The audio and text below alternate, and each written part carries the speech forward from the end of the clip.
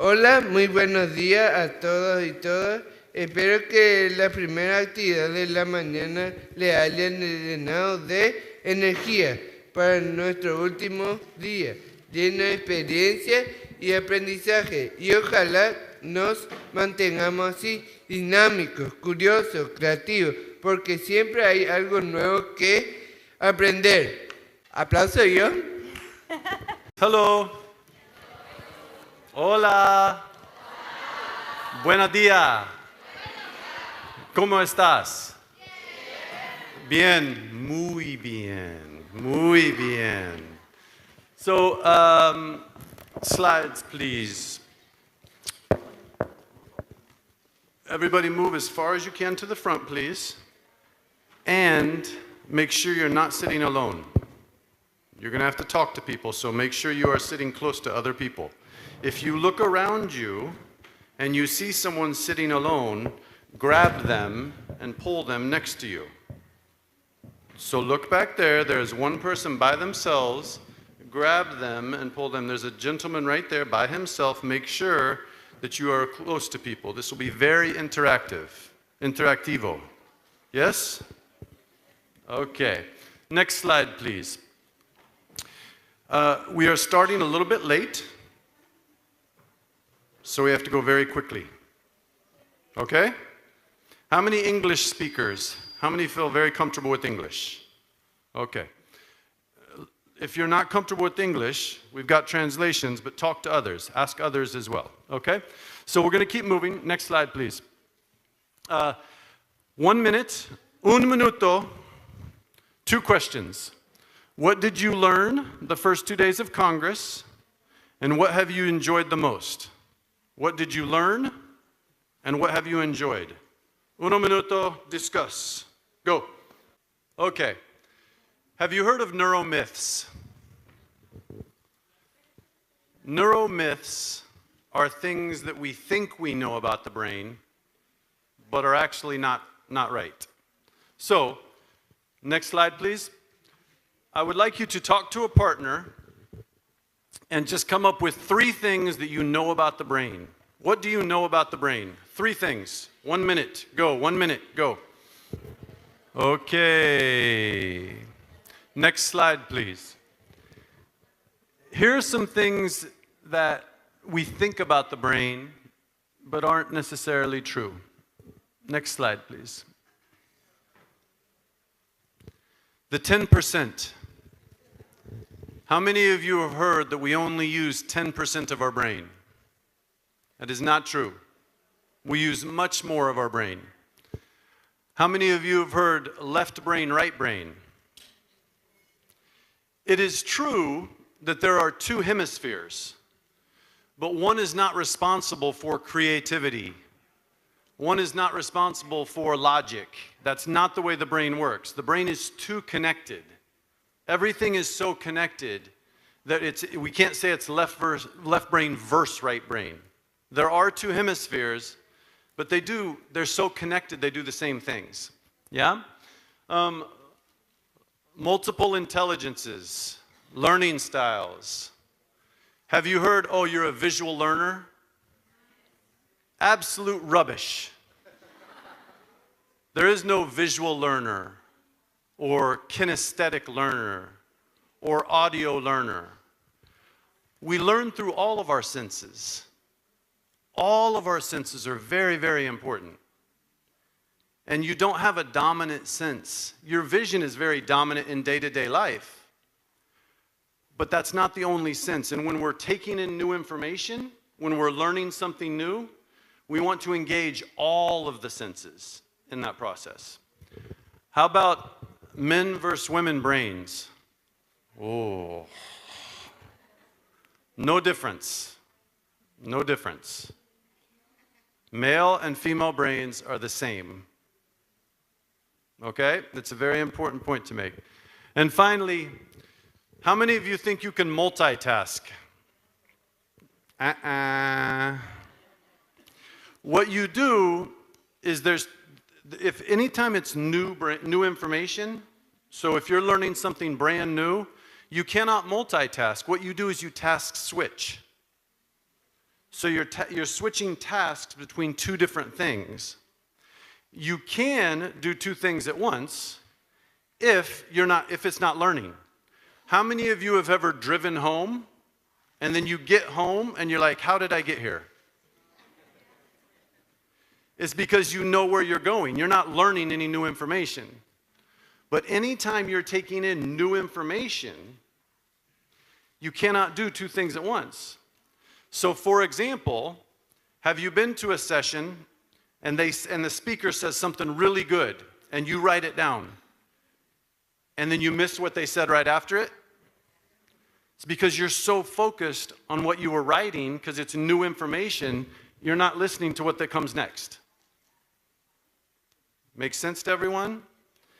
These are things that are out there. They're very common in language, but they're incorrect. So we want to make sure that we also understand what is not true with the brain. Okay, next slide, please. So what we do know about the brain, next slide, is that the brain changes a lot. Next slide, please. So, 5 years old, 20 years old, fully developed brain, blue. Not as developed, right? So this is why sometimes, even if your students in your class, you've told them 10 times how they should behave, and they still misbehave. It's because their brain, even though they know it, that doesn't mean that they can do it yet. And it's important to understand, especially if you have children. How many of you have children? And you say to them, I've told you this before. Every day, right? So it's really important to know that our brain is constantly changing and developing all the way up to our mid-20s. Now, beyond that, our brain continues to change. Next slide, please. And this is a process called neuroplasticity. So no matter how long you live, even into your 80s or 90s years old, your brain is constantly changing. Okay? And this is why you can learn new things at 80, just as you did it when you were 8. Your brain can constantly be learning new things. But this is really important because how many of us as adults just say, oh, it's just too hard to learn a new language. It may be a little bit harder, but you can still do it. And so we cannot get lazy. And this is also why the effects of brain damage are different in children than adults. A child who has a traumatic brain injury can recover much better than an adult can because their brain has more movement. But an adult can still recover in many cases because our brain never quits developing. Next slide, please. The biggest thing to understand about learning and the brain is that it is absolutely critical that there's stimulation. You have to be active all the time with the brain. If not, you lose it. It is that use it or lose it, right? Your brain, you have to lose it. So, for example, rats who are constantly given stimulation have brains that weigh more than rats that aren't. And I'm going to talk a little bit about this later with children as well. Okay, next slide, please. Children who don't play as much, who aren't touched as much, who don't have lots of hugs, develop brains that are 20 to 30% smaller than normal.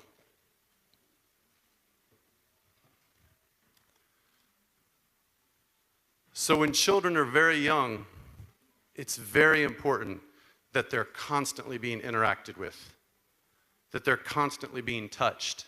They're constantly knowing that they're surrounded by something that's engaging them. Absolutely critical, especially for our youngest learners. This is why when we have kids in preschool and early childhood, for them, the play, that is the work. The play is the learning piece. That is the work. It's absolutely critical for our youngest kids that they're constantly engaged. Not with the screen, but with individual engagement and interaction. Next slide, please. Do this, please. Do this. Everyone do this, please. Your fingers, these are dendrites, okay? Both hands, both hands. Dendrites, your fingers, they have to connect. That is how new learning is formed. You've got a piece of information here, a piece of information here, they connect, now you've got learning. Make sense?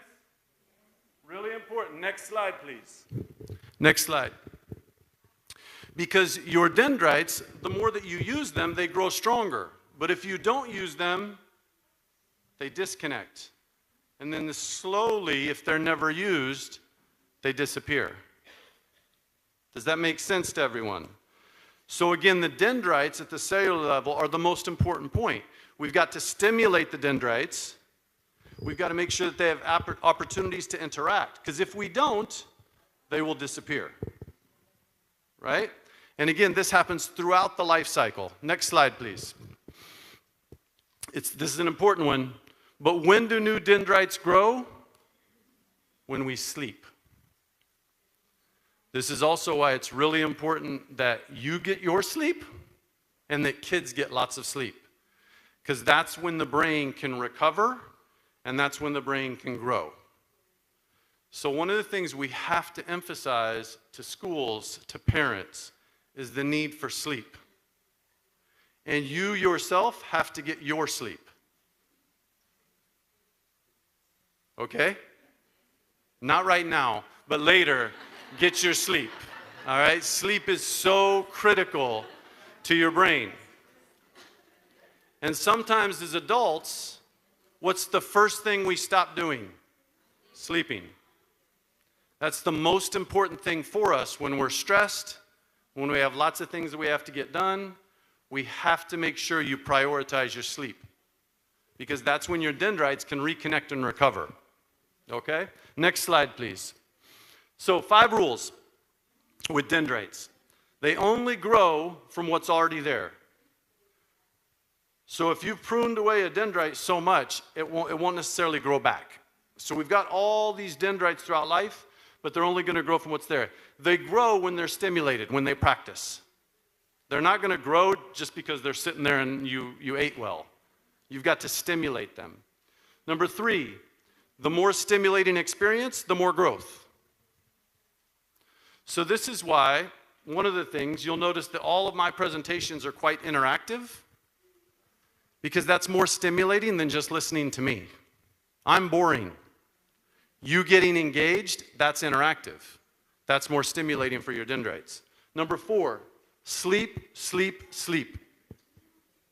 Say it with me, sleep. Sleep. Sleep. Need lots of sleep. Number 5, use it or lose it. Your brain, if you're not using it, your dendrites will disappear. Okay, next slide, please. So now we're going to get into teaching. Okay? So 20 rules for teaching and learning. Next slide.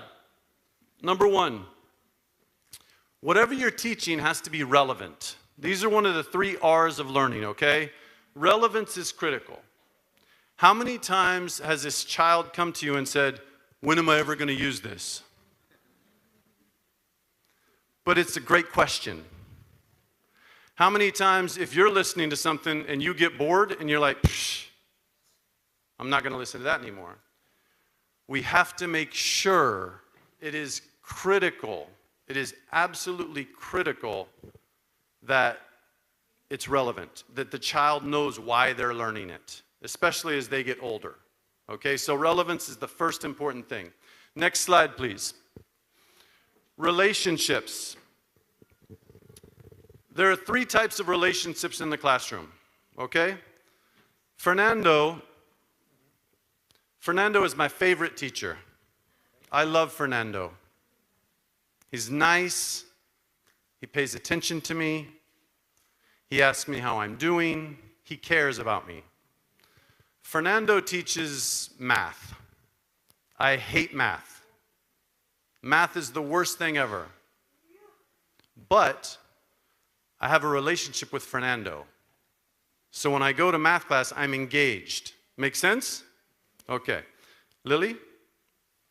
I hate Lily. She's very mean, never smiles, doesn't care about me, but she teaches science, and I love science. So I have a relationship with science. So when I go into her class, I'm excited because it's science. I may not like Lily, but I like science, right? Third example.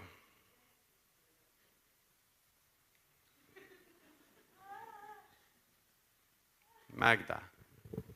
I hate her. She teaches history. I hate history. Am I ever going to learn anything in her class? No. There's no relationship. So what does that mean for us as teachers? Who do we have to love the most? The students who don't like our class. Make sense? Because the student has to have a relationship with something in the class. The brain will turn off if there's no relationship. So if it's going to be if it's a topic that they love, great. If it's a subject they love, great. But if not, it has to be with us. Right? So relevance, relationship. Next slide, please. Rigor. It has to be challenging.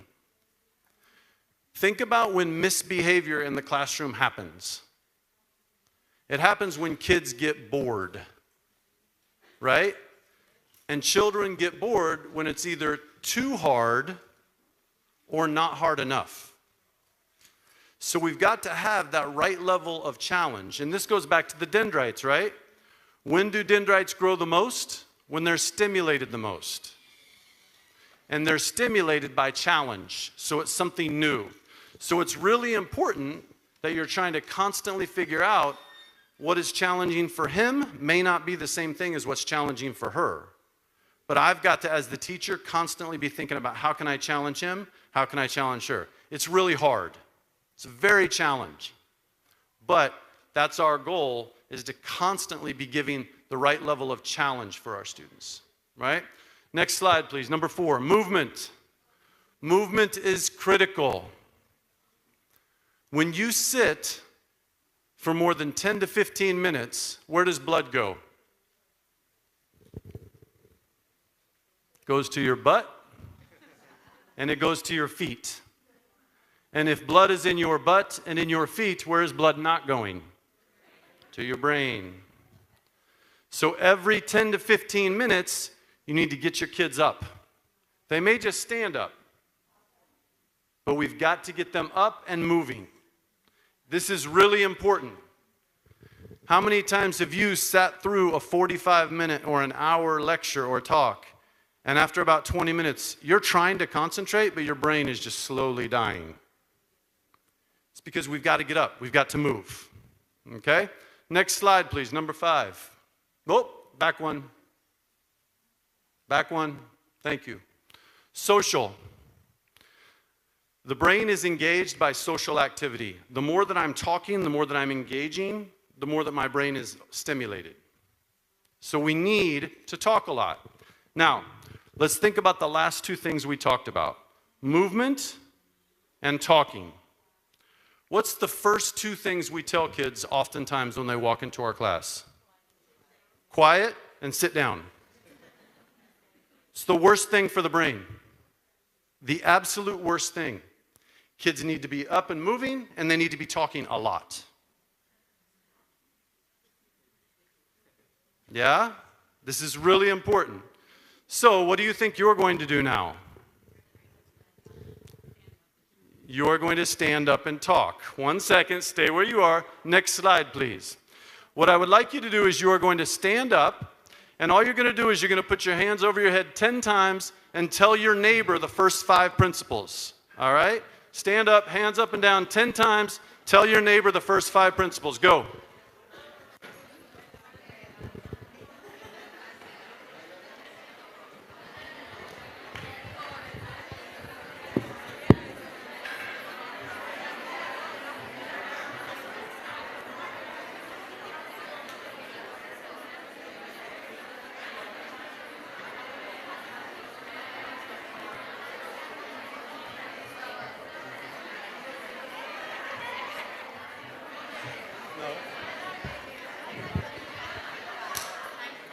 Okay, I'll make it work. I'll try anyway. Okay, take a seat, take a seat, take a seat. So, what you just did is a short brain break, but this is actually, again, based on science. The scientific term that we're starting to use is spaced learning. And we're seeing really, really good results with things like physics and other sciences. This idea that a short little break, where you just move and you talk, it can be about something related to content, or it can be something completely different. It could be the Copa Americana. But talking about anything different for a short time is really good for the brain. So we've got to build in these activities. Next slide, please. Number 6. Repeat. Repeat, repeat, repeat, repeat, repeat. Repeat to remember, remember to repeat. Constantly. Right? Next slide, please.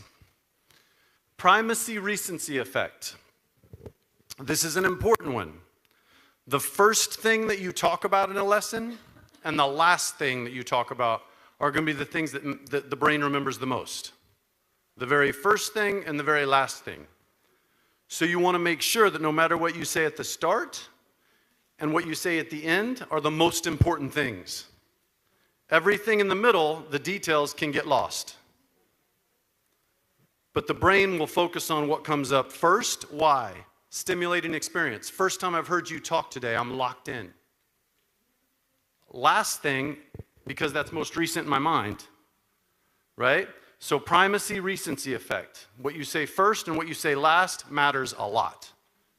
Everything in the middle, details. Next one, number 8, please. Laughter. How much do you laugh in class?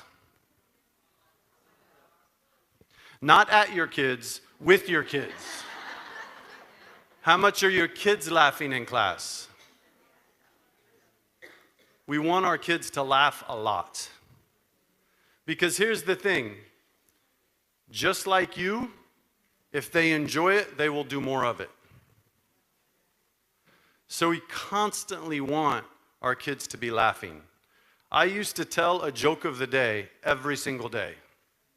They were terrible jokes. But I would act like they were the funniest jokes ever. I would laugh so hard, the students would laugh at me. That's okay, because I got them laughing. I'll tell you a joke in English. Are you ready?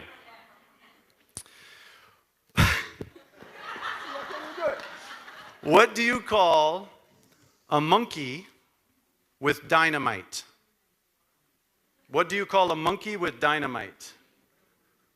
A kaboom!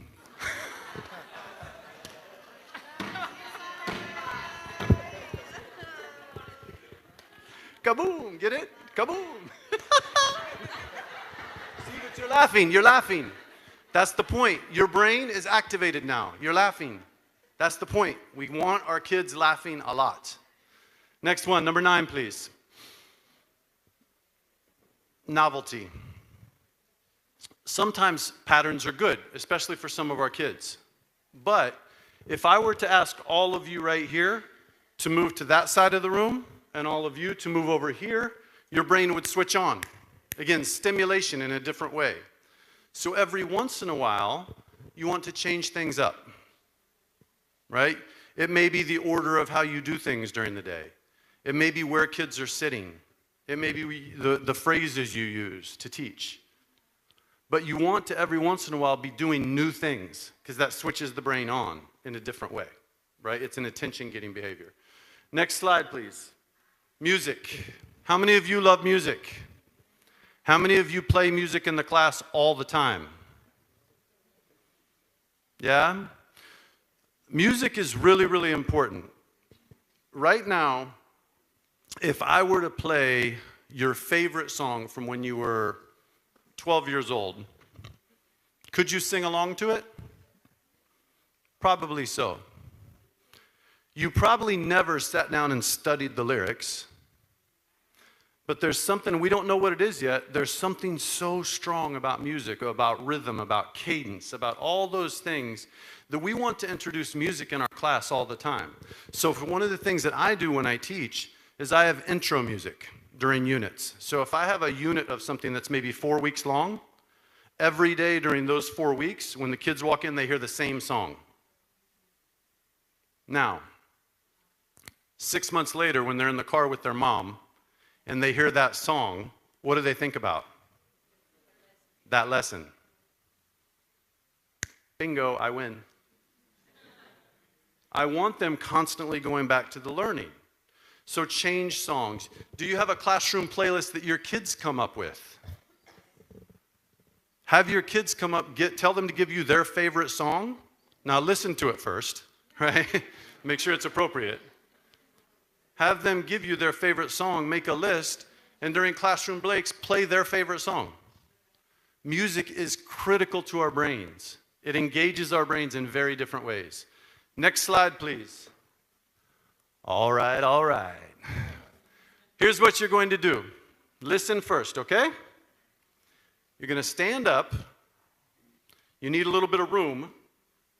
You have to find one partner. Not 2 partners, not 3 partners, not 6 partners, one partner. Everybody got that? How many partners? Uno. Uno, one. Okay?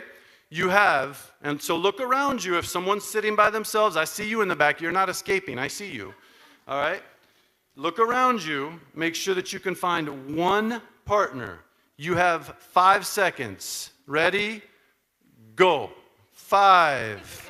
Stand up. 4, 3, 2, 1. Does anyone not have a partner? Anyone not have a partner? Okay. Shh. Okay. Lori, I need your help, please.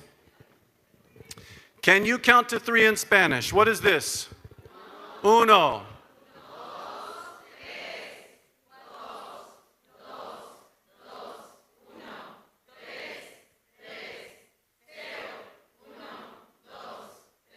Perfect. Okay, you understand. So here's what you're going to do. You're going to face your partner. Okay, so face your partner. All you're going to do, face your partner. All right, all you're going to do, face your partner, face your partner. You're going to count to 3 as quickly as possible. So I say uno, Dos. tres, Uno. dos, Tres. uno, Dos. tres, Uno. dos, Tres. uno, Dos. tres. You understand? As fast as you can. Go, go, go, go. Vámonos, vámonos, vámonos, vámonos.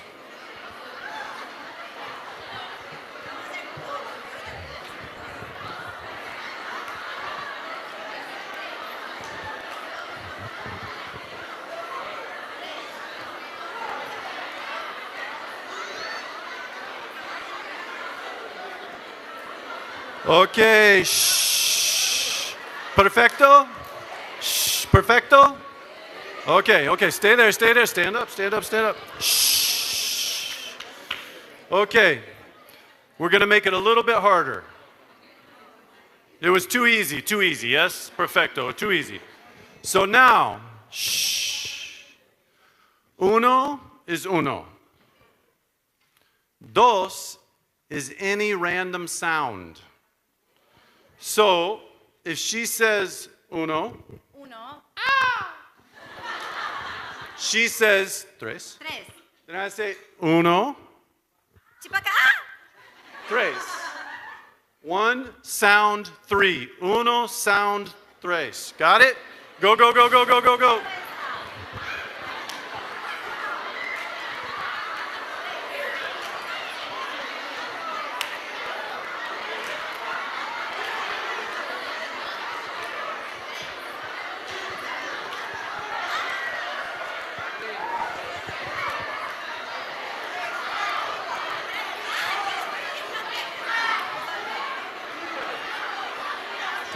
Okay, shh. Perfecto?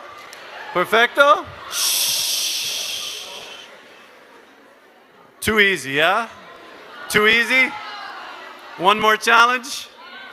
Uno más? Yeah, sí. Uno is uno. Dos is any sound. Tres, any movement. So, uno, Hola. uno. Uno. You understand? Go, go, go, go, go.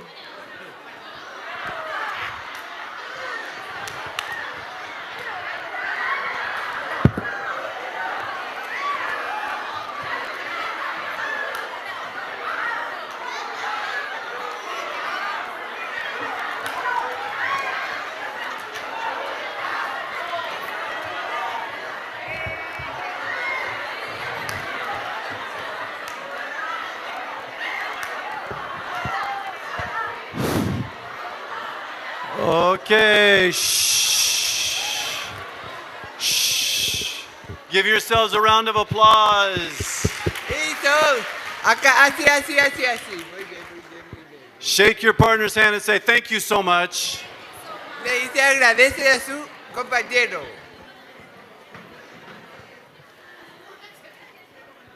Okay, so again, shh.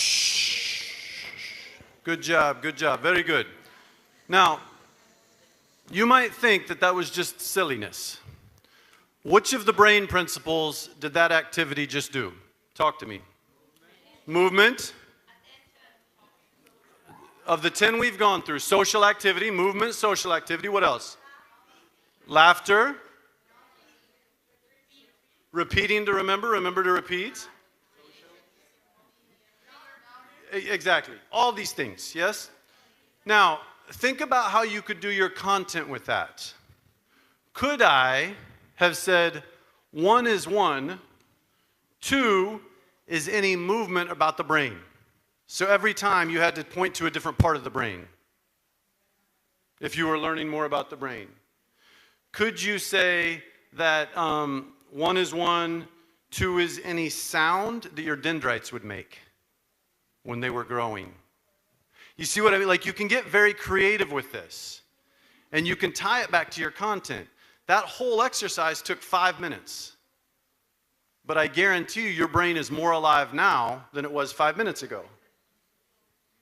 So again, these little tiny brain breaks you want to constantly be building into your lessons. Okay? And again, that's called spaced learning. What we just did there was a distracting. I didn't talk about the content at all. But I could. I just didn't that time. Make sense to everyone? We good? Okay, next slide, please. Number 11. Maybe. So the next thing, next slide, please. Multisensory teaching. We've talked about this. Anything that you're introducing, how can you bring smell into it? How can you bring touch into it? We so often just focus on sight and hearing that we forget we have other senses. We constantly want to be thinking about what's other ways that I can introduce this topic. If you're reading a story and it's about the sea, what are the smells of the sea? How could you bring those into class? What's the smell of a rotten fish? How could you bring, you see, do you understand what I mean? You want to constantly be thinking, how could I engage every single sense? While we're talking about the sea, could I bring in the model of a fish and all my kids touch it? Touch. It's a sense. So we constantly want to engage all of our senses. Next slide, please. Reading. Reading matters a lot. It's the best thing for the brain. But the thing that we sometimes forget as teachers is, how does reading start? How do we get kids to fall in love with reading? It's storytelling. It could be us telling them a story. It could be them telling us their favorite story. It could be them telling us the make-up story. We've got to get kids to fall in love with stories. Because if they fall in love with stories, later they'll go back and they can fall in love with reading. Maybe it's them acting out a story. But the brain loves reading. It does all types of things. It creates connectivity. It increases the ability for the brain to change later in life. It increases our senses. Did you know that reading can actually increase your sense of touch? There's all kinds of really interesting work that so many things in achievement go back to reading and how much we're reading. We have to make sure that that's part of it. But if we have kids who don't like to read, just get them to fall in love with stories. Because then maybe they listen to the stories, and maybe they read that way. That's okay too. But we've got to get kids to fall in love with stories, because that leads to reading, right? Next slide, please. Connections. Who remembers the very first activity that we did today? When you all sat down, I gave you one activity. It was 1 minute long. What were you supposed to do? What were you sharing? The thing you liked the most and one thing you learned from the last 2 days, right? This is really important for the brain. Oftentimes, like many of you, bless you, you rushed to get here, you woke up late, you were working with your kids, you drove here fast, you were late, you came in, you're like, what's going on? And then all of a sudden, I'm hitting you with heavy content. My brain's not ready for that. So we have to warm the brain up and build connections. What'd you learn yesterday? Why was that important to you? You see what I mean? Like, we're warming the brain up for learning by going back to what we learned yesterday. So I'm very intentional about starting with an exercise like that, because I know once you were outside, you probably weren't thinking about this. Once you walk in here, I'm expecting you to all of a sudden learn. Get the brain warmed up first. And that's coming from connections. How did what you learned yesterday tie into what you're talking about today? How can you apply that? We want to constantly make those kinds of engaging activities. Next slide, please, number 14. Noise. Acoustic noise is really, really, really detrimental for learning. That's not completely under your control. And again, we do want learning, we want noise at certain times. Music can be really helpful. But just kids talking a lot can also be harmful. So we want kids talking in certain points, and then we need time for quiet. And again, you want to really think about the noise that's happening outside of your classroom. Can you always control what happens in the hallway or the corridor? No. Can you always control what happens outside the classroom building? No. But we know that noise can have a big, big, big impact on learning. So we really want to think about it. One of my colleagues, a woman named Julie Dockrell, did a study recently that showed that classroom noise over the course of a day can actually have the same amount of impact on your ears as a jet taking off. And again, we don't even think about it because we're used to being in the environment. But for kids whose brains are developing, that can have a real impact. So we want to just really think about the noise, how much noise is in our class, and when people are making noise and when we're quiet. Next slide, please, number 15. Seating. How are your seats arranged in class? In primary schools, rows like this are the worst. I hate this setup, right? Sometimes it's okay if it's independent work. But again, for our youngest kids, do we want them to do a whole lot of independent work? No, we want them socializing. We want them talking. We want them learning together. So we want to constantly thinking about our seats. Can you cluster seat them? Can you seat them in a semicircle? There's all different ways that you can seat your kids, but the way the brain interacts with those is very different and helpful. It can be really helpful to the brain for a specific activity. So it just depends on what you're doing, but you want to be flexible with your seating. Next slide, please. Uh-oh. This is very easy. You can stay seated for this one. All I want you to do is turn to someone next to you, okay? And you're just going to mirror their image. So do you mind coming here, Fernando, if you sit here real quick? So if I'm sitting next to Fernando, he's going to mirror me. So anything I do, just do it with me. And while we're doing this, I just want us to talk about what we've learned so far in this session. Okay? Make sense? So you just mirror your partner while you're talking about what you're learning. I'm just joking. All right. Go, go, go, go, go. Thank you. Very good. Thank you. Go, go, go, go, go.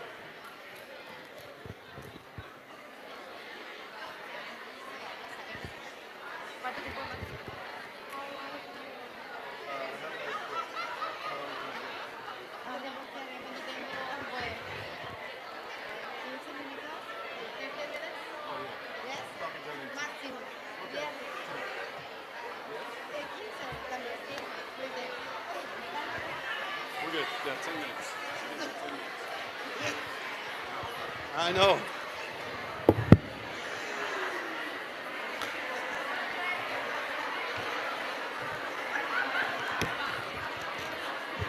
Okay, shh. Okay. Okay, shh. Next slide, please. Next slide. Next slide. I've got about 10 minutes, so we got to go very quickly. Temperature in classrooms. How hot or cold is your classroom temperature? You may not have any control, okay? You may not have any control over this, but the ideal temperature for learning is around 21 degrees Celsius.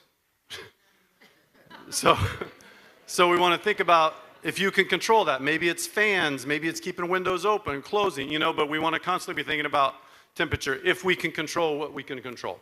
Next slide, please. Nature. Can you get your kids outside? We know that it is critical to the brain. 10,000 primary 5 students that had unrestricted views of nature. So their classroom had windows everywhere and they could see nature all the time. They had higher scores in reading, math, language arts. Nothing else changed between them and a classroom that had no views. The instruction was exactly the same teachers, everything. The only difference was they could see nature. We know that even fake plants, artificial plants, boost scores. So how can you make your classrooms more green? How can you get your students outside to see more green? Really, really important for the brain. Next slide, please. Sunlight. Again, don't cover windows up with reading stuff. Let that sun in. We want the sun to come in. We've got lots of work here. Again, a study of 21,000 primary school students. Kids who had more sunlight, higher scores in reading, higher scores in math. It's just really good for the brain. Next slide, please. Chunking. Anyone know what this is? These are my slides from today. What do you see? Have you noticed every time there's a brain break, what color is it? Green. So when I look up there, I can make sure that every 10 slides or so, there's a green activity. So I color code my slides that allow me to chunk activities together. Just like your phone number. You probably don't say your phone number is one long string of numbers, you chunk it out. It's the same thing with learning. When our brain needs that chunk, learn that chunk, brain break, chunk, brain break, chunk.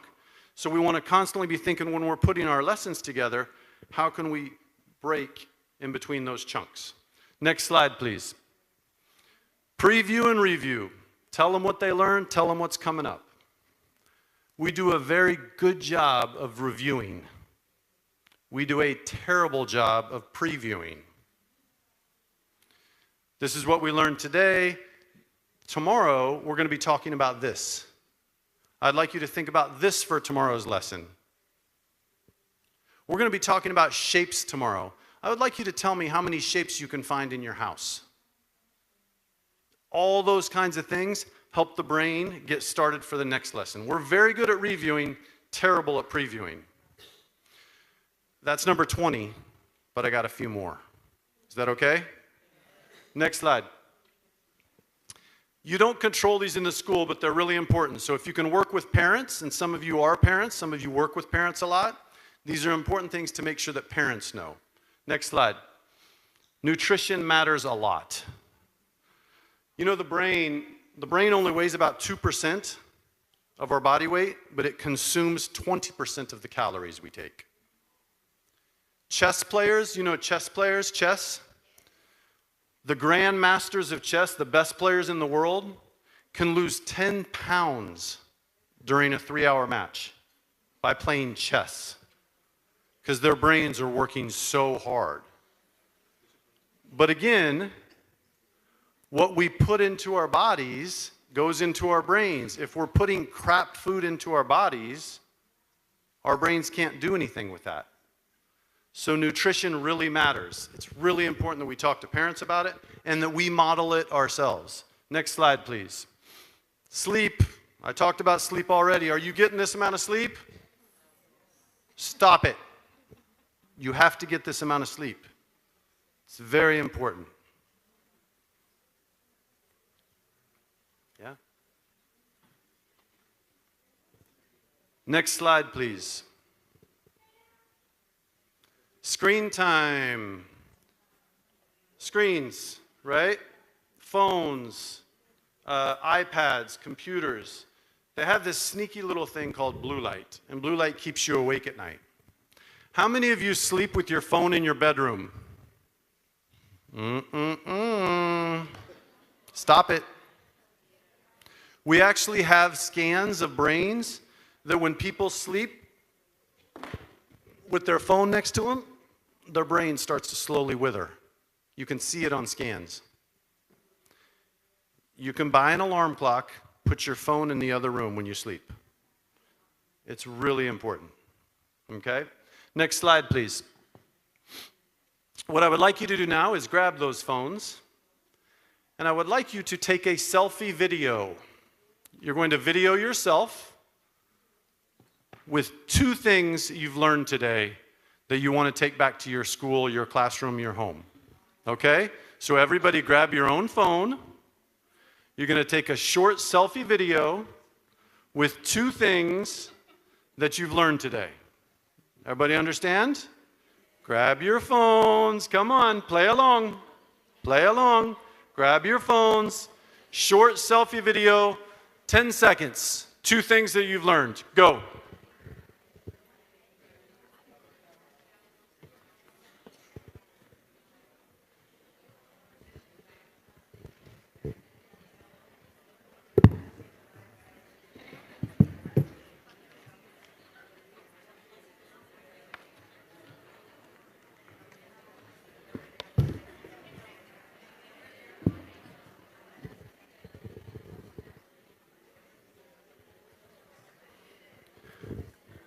Five, 4, 3, 2, 1. Okay, shh. Put your phones down. Now I'm just going to ask you one question. Because I was watching you. Shh. Some of you chose not to do that. Right? I'm not going to do it. I don't want to do it. That makes me feel uncomfortable. Then don't ever get upset with your kids when they say, I don't want to do that. You can delete the video right now. I don't care. I didn't ask you. We're going to share it with anyone. But some of you just said, well, no, I don't want to do that. I don't feel like getting my phone out. It's uncomfortable. Learning is uncomfortable for kids every single day. And yet we ask them to sit there for 7 hours a day and be uncomfortable. And you weren't willing to do it for 10 seconds? We have to be what we want to see. If you want kids who dive into learning, who get excited about trying new things, you have to model that behavior. So I just want you to think about that. Because some of you were like, sure, I'll try it. Some of you were like, all right, fine, I'll do it. Those are good. Those are fine. Even if you did it reluctantly, fair enough. But for those of you who said, you know what, no, I don't feel like it, then don't get upset with kids. Because kids have agency too. They have minds that they can self-advocate for themselves, and they can say, no, I'm not going to do that. Don't get upset with them if you're not willing to do stuff that's asked of you. Make sense? All right, next slide, please. So, here's the number 1 tip. Don't be boring. That's it. When it comes to the brain, don't be boring. The brain doesn't like boring things. You don't like boring things. I don't like boring things. Why would kids like boring things? Don't be boring. That's the number one tip. You can use all these other things, and they are important. But the number one thing is just don't suck. Like, just don't. Be better than that. Be fun, be engaging, try new things, be different. But don't be boring, because those dendrites, they need you to be excited too. They need you to be happy, right? Next slide. Here's the 20. You can take a picture of it. You can do whatever you want.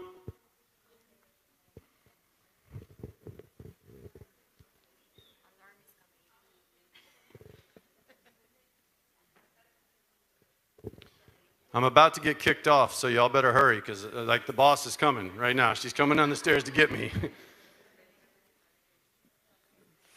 3, 2, 1. Next slide. Here's some more resources for you. These are very good books or websites that you can go to that are talking about things like neuromyths, what happens in the brain. And by the way, these are very easy to read. They're very accessible. They're not, they're in English. But I think Brain Rules has a Spanish version. It's a great book by John Medina. So I encourage you to check those out. Next slide, please. Last thing. Next slide. Next slide. Next slide. Next slide. Take this survey, please. We're doing a survey. I'll explain it while you're pulling up. You don't have to do it right now because it will take you a while. I explained it yesterday at the keynote if you were here. We're doing a study nationwide all over Paraguay on inclusive education. What's the practice that's actually happening in classrooms? It will really, really help us if you will take this and you will share this link. Because what we want to learn, our goal, we're doing this in multiple countries around the world. Our goal is to learn is what is actually happening in the classroom and how can we better support, whether that's through teacher training, whether that's through policy, whether that's through professional development. So it will be really helpful if you could take the survey and pass it on to all of your teacher friends, okay? Don't do it right now, it's gonna take too long. Next slide. Voila, finito. Thank you very much. I don't know what happens now, other than I don't want to be in trouble. So I'm going to hand this to her gently and slide away. Thank you, Mr. Zachary, for... ¡Aplauso yo! Ahora es el momento del recreo, así que 4 de los amigos de la pandilla del tesoro, acuérdense, para juntarse. Así que se pueden ir. Gracias. No. Un ratito. Avisos parroquiales. Avisos parroquiales. A ver, pásamela tú. Bueno. Les quiero contar que afuera estamos vendiendo esto. Son los 20 tips que Zachary habló hoy. Él ya vino en noviembre y algunos ya participaron de su charla. Le queremos contar que está en venta. Estos son los 20 tips. Y acá, cuando compran, también tienen un QR donde van a poder acceder otra vez a la charla las veces que quieran, ¿sí? Entonces, asegúrense sí o sí de comprar para poder tener en sus casas, para poder tener en sus clases de manera visual, y con el QR van a poder acceder las veces que quieran también a la presentación, ¿sí? Así que, por favor, pueden acceder a esto afuera. No sé el costo, Hay que preguntar. Nuestra idea cuando hicimos esto otra vez con la cartográfica, que es Laura Baela, que siempre nos acompaña, la idea es que esto se pegue en las aulas. Entonces, y también que ustedes transmitan todos estos 20 tips a los chicos. Entonces también es como un doble control o un doble aprendizaje, tanto de los chicos hacia los docentes como de los docentes hacia los chicos. O sea, a nosotros lo que nos interesa es que sea recíproco, ¿verdad? El conocimiento y transmitirlo a los chicos. Muchas gracias. Gracias. Aplauso. Chao, chao.